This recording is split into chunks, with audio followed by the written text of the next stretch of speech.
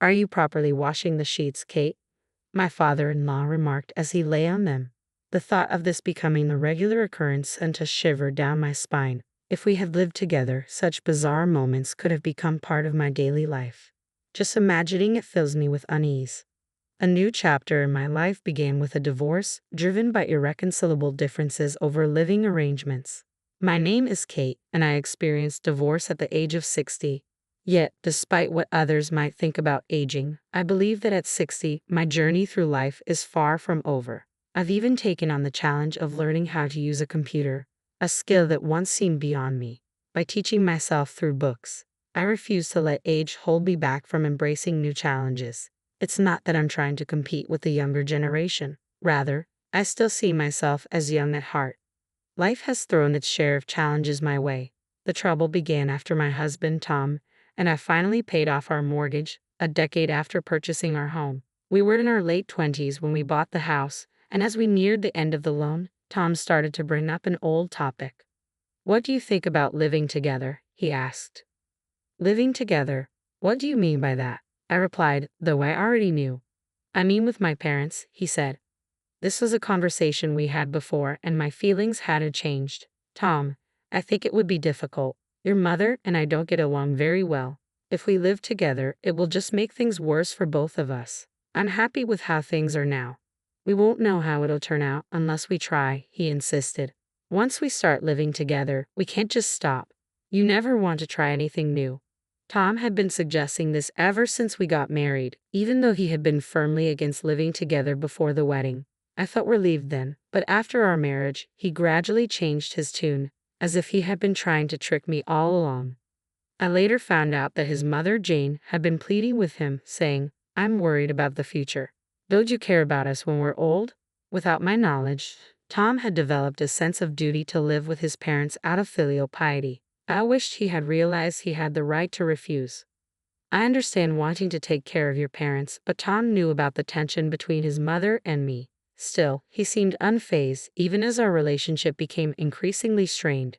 As we neared the final payment on our mortgage, his suggestions to live together grew more frequent and more pressing. Then, one Sunday morning at 7 o'clock, the doorbell rang. When I answered it, I was shocked to see my father-in-law, Mark, and mother-in-law, Jane, standing there with bright smiles. The early morning sun cast a glow around them, almost making the scene seem sacred, but I knew better. While I stood there, stunned by their surprise visit, Tom appeared behind me and welcomed them in with a cheerful, "Welcome back." "Welcome back," I thought. Normally, when visiting someone's house, you say, "Thank you for inviting me," and the host says, "Welcome." But Tom's frequent question, "What do you think about living with my parents?" flashed through my mind. This was troubling, and I couldn't just brush it aside any longer. What was happening? I followed my in-laws back into the room and found Jane carefully inspecting the antique cabinet. Unable to hold back, I asked, "What are you doing?" "Oh, there are quite a few scratches here," she replied, her tone full of concern. "It's a shame to replace it with a new one, though. Kate, you seem a bit clumsy. Please handle it more carefully from now on." What? I had chosen that cabinet myself, and after examining the spots Jane was pointing out, I couldn't find any scratches. Perhaps she was mistaking the natural wood grain for damage due to her aging eyesight. No, I have aging eyes too, but even I can't see what she's talking about. But this wasn't the first time Jane had made baseless accusations like this. It seemed she couldn't stand the idea of a daughter-in-law taking away her precious son. Despite how unfair her remarks felt, I decided to let it slide as usual. Suddenly, I noticed that Mark was nowhere to be seen.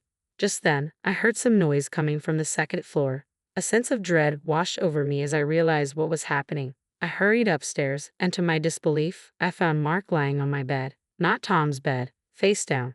"No way," I blurted out in shock. "Kate, are you washing the sheets properly?" Mark asked, completely oblivious to my horror. No, no, no, no, no," I stammered, my voice rising in disbelief. "Absolutely not. Please spare me that." My words came out sharper than I intended, but I couldn't help it. "What's that?" Such insolence from a daughter-in-law. Mark snapped. "This has nothing to do with being a daughter-in-law. Why are you sniffing someone else's bed?" I shot back, incredulous.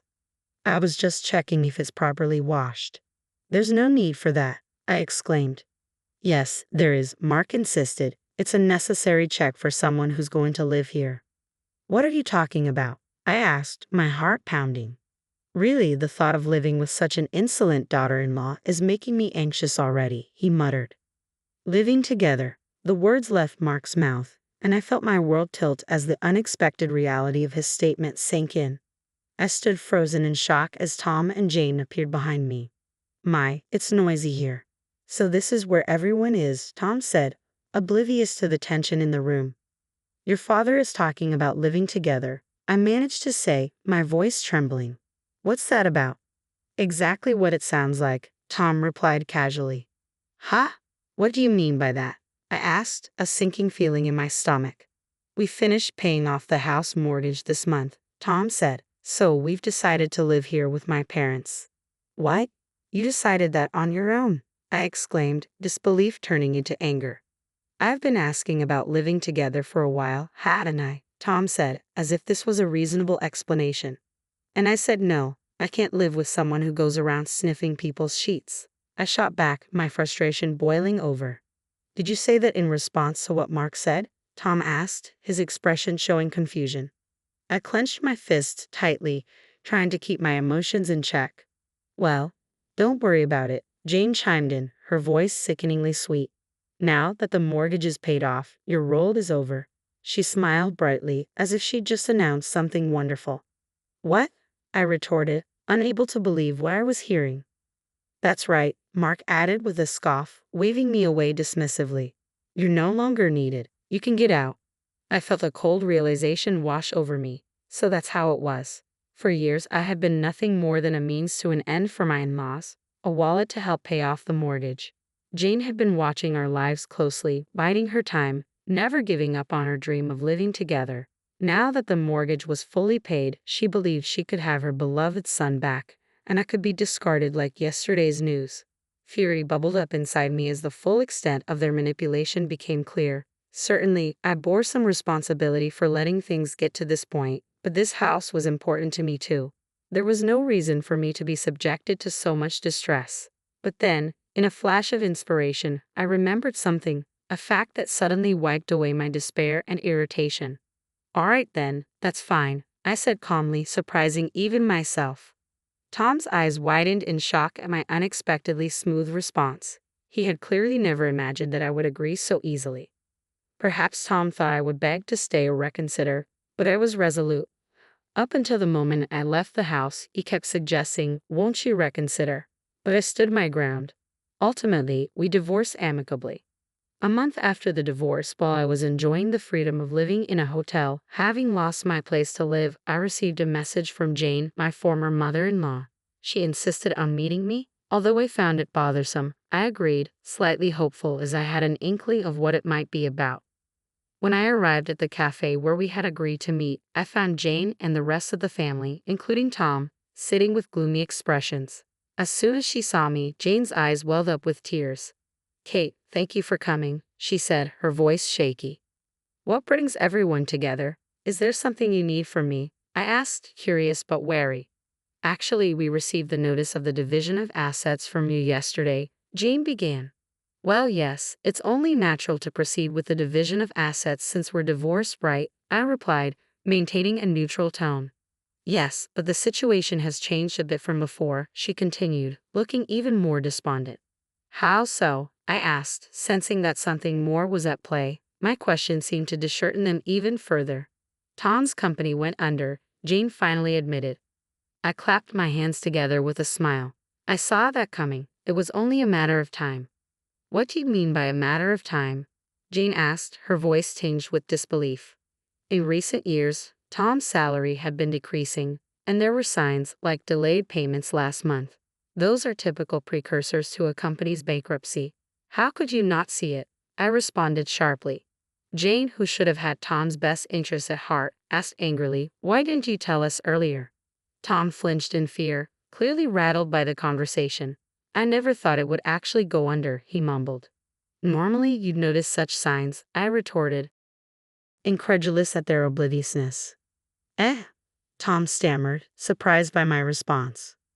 I immediately pressed, so you didn't gather us here just to say that Tom lost his job, did you?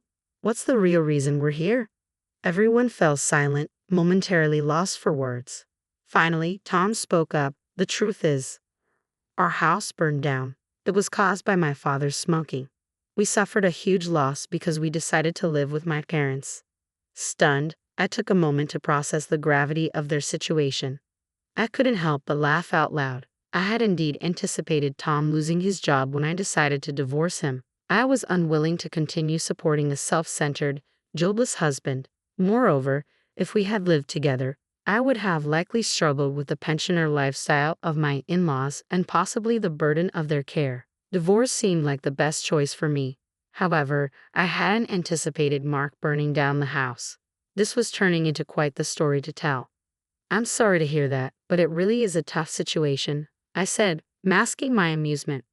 Now that my parents have also lost their home, they have nowhere to live and don't know where to start, Tom explained. So, you've become both homeless and jobless, I remarked, unable to resist pointing out the irony. Please, stop saying it like that, Tom pleaded.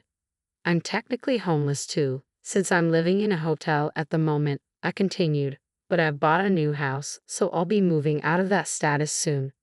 What? The shock on their faces was priceless. Time to enjoy their reaction. Do you know the high-rise condominium near the station? I'll be starting my new life there soon. A high-rise condominium? The mention of it instantly changed their expressions.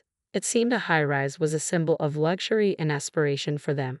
My choice to live there wasn't out of desire for prestige, but for a secure and convenient living environment after the divorce. I wasn't even interested in the view. I chose a lower floor to avoid the hassle of waiting for elevators. We'd like to live there too, Kate. Can you forget about the past and let us live with you? Jane asked, desperation in her voice. That would be great, Kate, please. Though I had half expected it, I couldn't hide my astonishment at their audacity, asking to live with their recently divorced former daughter-in-law. Could it be that Mark intends to bring calamity even to a high-rise condominium? I'd like to help, but I'm no longer necessary to you all, remember? I was just a wallet to you, I said, my words dripping with sarcasm. Actually, we've always highly valued your skills around the house, they claimed, backtracking quickly. The house felt brighter with you around, Kate. You're considerate, beautiful, and incomparable to our son. Now that he's unemployed, he's beyond our control. Their son stood silently amidst the groveling, clearly uncomfortable. It seemed that no matter how beloved a son, if he couldn't support them, he was no longer of use to them. What terrible parents.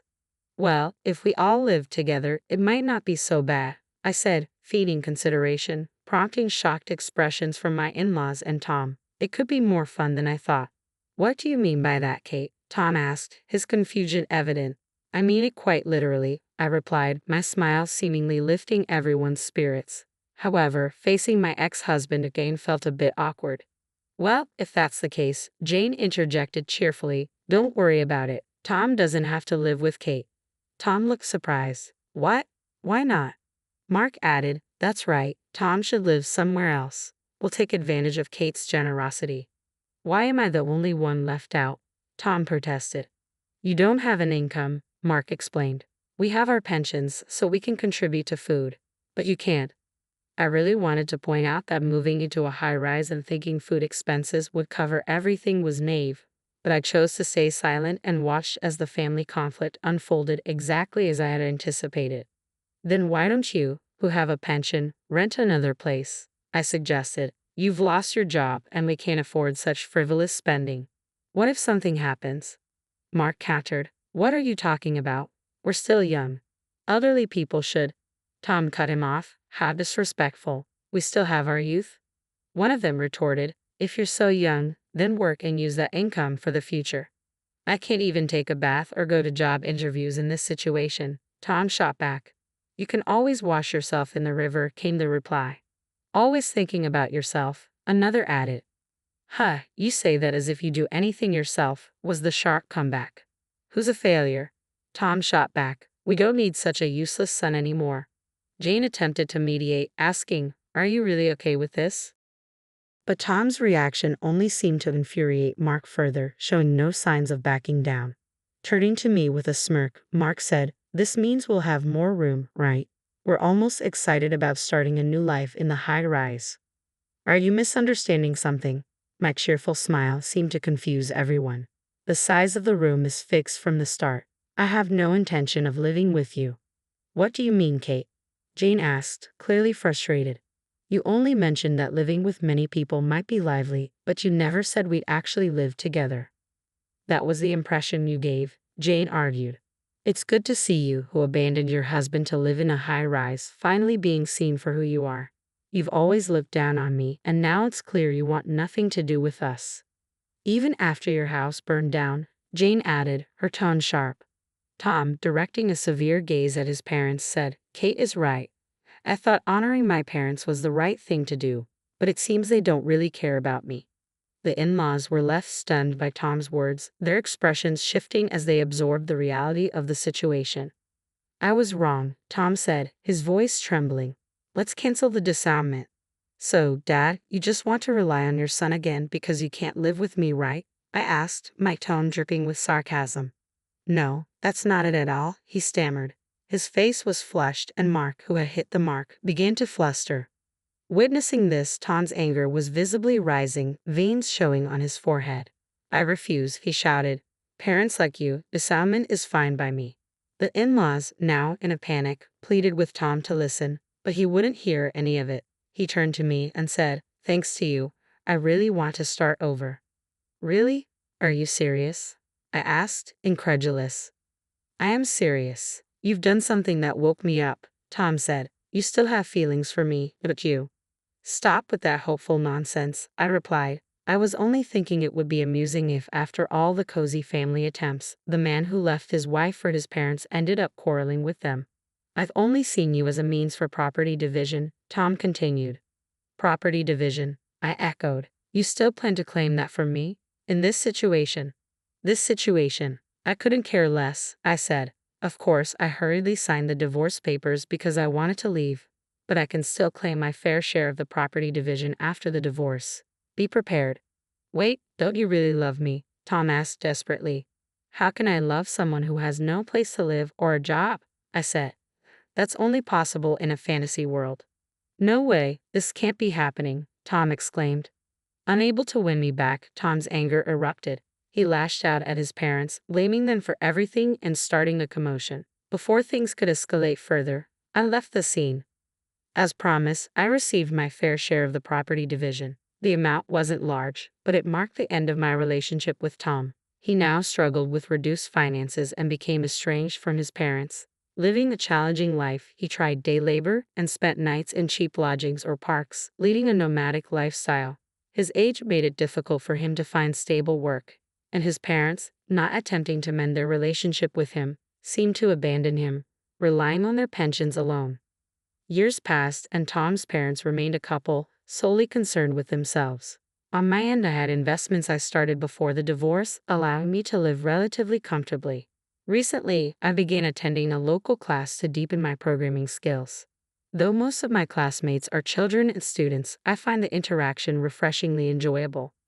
I feel as if I've gained many grandchildren, even though I don't have children of my own. A young girl named Livy, who showed an interest in knitting, has been learning from me during breaks. Soon, other children joined in, creating a warm, vibrant atmosphere.